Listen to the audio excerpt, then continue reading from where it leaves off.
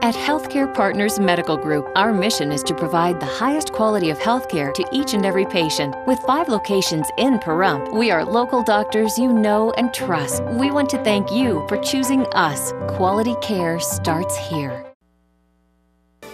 This portion of the news is brought to you by Children's Dentistry of Pahrump, specializing in sedation dentistry, now accepting adult patients. Call now for free IV sedation with dental implant, 751-2184.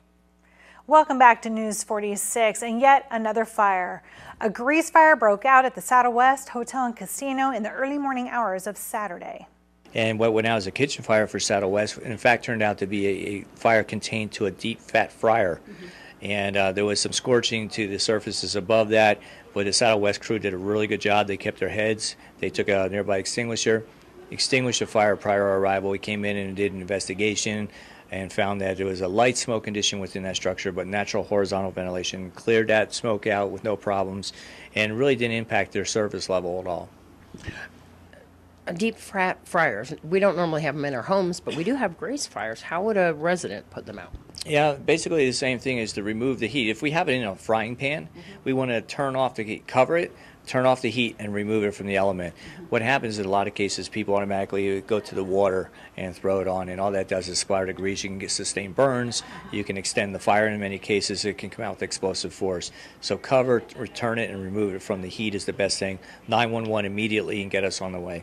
Saddle West was still able to stay open? Yeah, the type of extinguisher they used didn't cause the mess that using a dry chem can do, and it was relatively contained. So it's just a matter of some local cleanup in that area, and it shouldn't have affected it. It gave them actually plenty of time because this occurred around 2:30 in the morning, so before their breakfast service would open.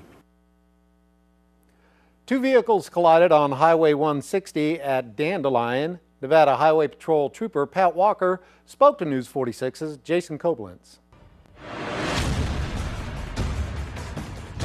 Tonight's accident report is brought to you by Stovall & Associates. Don't expect insurance companies to have your best interest in mind. Stovall & Associates cares. Let us help you if you have been involved in an accident.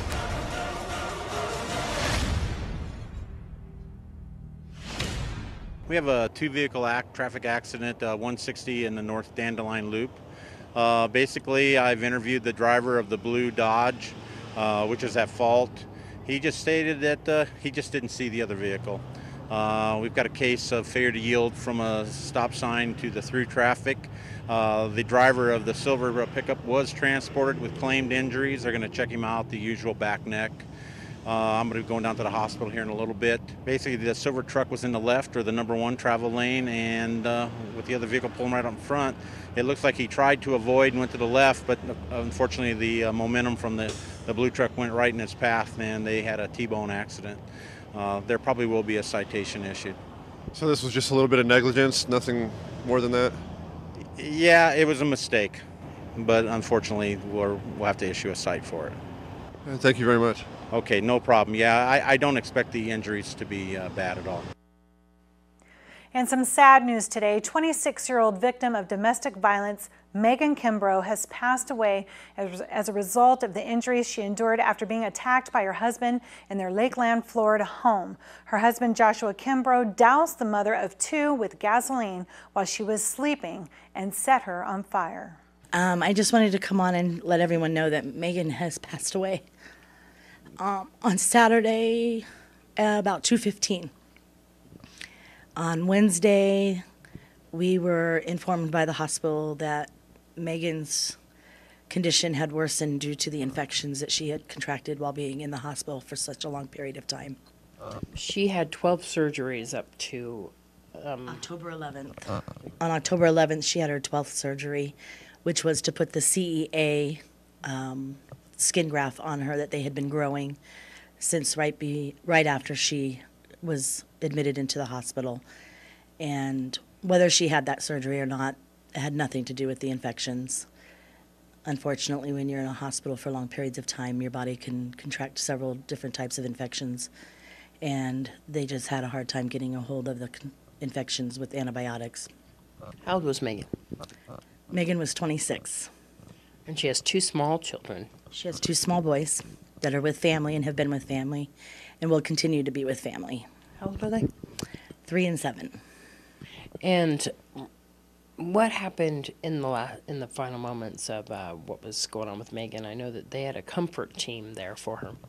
Yes, Megan's mom had went home as advised by the hospital and family to give herself a little bit of a break because Megan wasn't progressing after the surgery like they had expected. And so we had her go home so that she could get her things together and have holidays with her kids at home and her husband and come back after Thanksgiving. Unfortunately, 6 days after she got home, the hospital had called on Wednesday saying that Megan wasn't doing well and that they may want to come back. On Thursday morning, they left early and arrived in Tampa on Thursday. And actually on Thursday, Megan seemed to be doing better, which they said it was a type of rally. And once she knew her mom was there, it was like she knew it was time to let go. And on Friday morning, her organs started shutting down and they couldn't maintain her vitals anymore. And they told Megan what was going on and asked if she wanted to be resuscitated, and she had told them no. And we have some information here. If you would like to send flowers or a donation or card, you can send it to the Collins Funeral Home. That's at 465 West McLean Avenue, Scottsburg, Indiana, 47170. And again, that's the Collins Funeral Home. A shallow magnitude 3.0 earthquake was reported Monday afternoon, 19 miles from Baker, California, according to the U.S. Geological Survey. The trembler occurred at 4:19 p.m. Pacific time at a depth of 0 miles. The epicenter was 24 miles from Tecopa, 32 from Shoshone, and 50 miles from Pahrump. All right. Well, it looks like we will have more news coming up right after this break.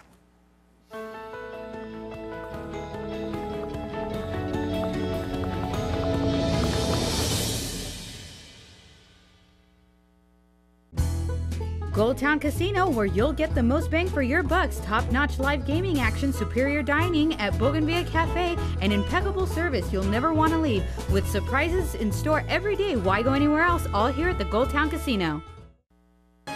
This portion of the news is brought to you by Affiliated Chiropractic and Affiliated Physical Therapy. Come in for your free consultation. Call 775-727-8900. Our goal is to create the individual treatment plan that will restore your health and end pain. News is also brought to you by Dr. George Leaks, Pahrump's optometrist since 1990, offering full spectrum eye care for children and adults. Call today, 727-8300. Welcome back to News 46. Valley Electric Association, Inc., a nonprofit electrical cooperative headquartered in Pahrump, Nevada, has been awarded a utility service contract to provide the electrical distribution services for Creech Air Force Base. The contract is valued at $23.6 million. Officials at Creech Air Force Base will officially turn over the reins of the base electrical facilities to Valley Electric Association on January 27, 2013. The Pahrump-based cooperative was awarded a 50-year federal contract to purchase, maintain, and operate the electrical distribution infrastructure on the base. A ribbon cutting was held this afternoon at Country Kitchen, located inside Coos Dunes on Highway 372. All right, I want to thank everyone for coming out here today. I'm here at Country Kitchen next to the Coos Dunes on Highway 373 and 372, thank you. You can tell I was born and raised in Amargosa Valley.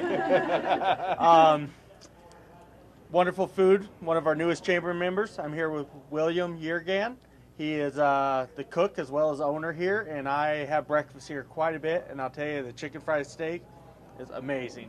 Right. So at this time, we just want to welcome you as a new member, and you can cut the ribbon. All right, here we go. Well, we actually opened last March, a little over 8 months ago, and decided to join up with the chamber. There's a lot of benefits there, and decided to call this our grand opening today, basically. So, what do you guys specialize in? Good home cooking, just everything, biscuits and gravy.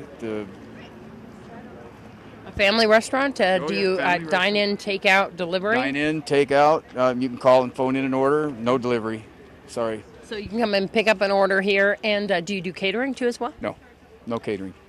What's the hours of operation here at Country Kitchen? 7 a.m. till 8 p.m. Tuesday through Sunday, and 7 a.m. till 2 p.m. on Monday. And give us an idea of some of the menu items and prices. Okay, I don't like to mention prices, but you know, country fried steak. We have corned beef hash and eggs for breakfast, biscuits and gravy, your ham and eggs, sausage and eggs. Lunch, we have a half-pound Angus beef hamburger, fish and chips, barbecue beef, you name it. Philly cheesesteak, hand cut, French fries, everything's fresh. Great for business lunches too as well. Oh yeah, yep. And so we are here on the corner of Highway 372 and Linda, right inside of Who's Doings right here.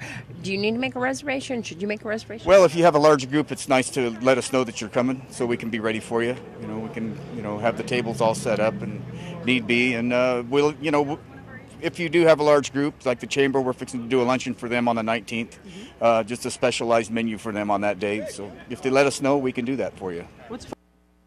Hey, it's good to be back in the anchor seat after I all this know. time. Yeah. I tell you, we're still here, everybody. And I think we still know how to do it. Kind of. You decide. Anyway, we've got nice weather now, and I think we're going to have it for a little bit longer. But let's have Zach tell us right after the break.